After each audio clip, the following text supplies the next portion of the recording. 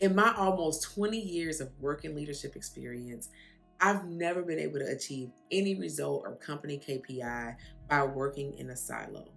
No matter what line of work that I choose going forward, I know for sure this is a fact that will remain the same. In order for any of us to achieve professional or personal results, we need our community, an army of allies.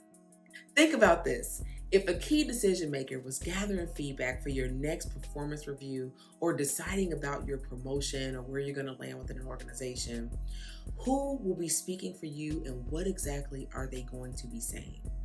Will they speak to your performance the same as you would speak to your performance? And will it reflect your values as a person and a performer? In this episode, I'm going to talk about how you build that relationship with your army of allies. One of my former peers would make this statement, and it always puzzled me. He would say, I want a team of people around me who would jump off a building for me. And I remember thinking, number one, that's scary. But number two, that's not my goal.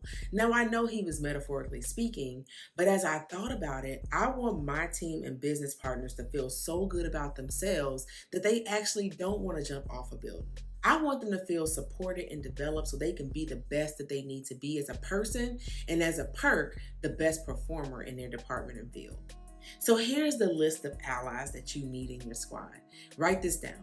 You need your team, your boss's boss, your mentor, your business partners, that includes your peers, customers that you serve, and as a bonus, get an ally in a different department that's unrelated to yours where you can gain experience and add value to their career as well.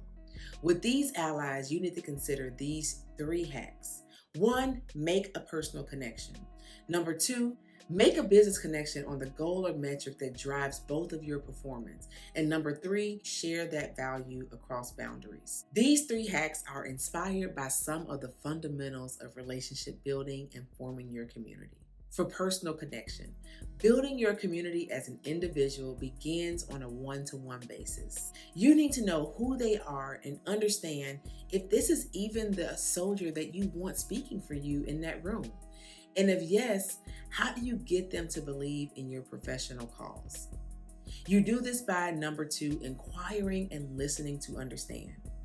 What matters most to them professionally? Can you share with them what matters most to you professionally? And where do you have valuable KPI crossover? Identify and understand the way that you can be of value to their professional growth and development, and openly share with them how they can be of value to you. Remember, Jamila mentioned this in episode 31, Leverage Across. People are attracted to people who add value. So that needs to be understood so that you both can be in service to one another. Next, accept that you are all different. No one soldier is going to be just alike. We are one of one. There is no equality in your army. So you won't only have people who are interested in the same things that you're interested in or just like you speaking for you. Across all the troops in your compass, you need to understand how to leverage the strengths of those around you and allow them to leverage yours. Be diverse and inclusive in your actions while building and developing that community around you.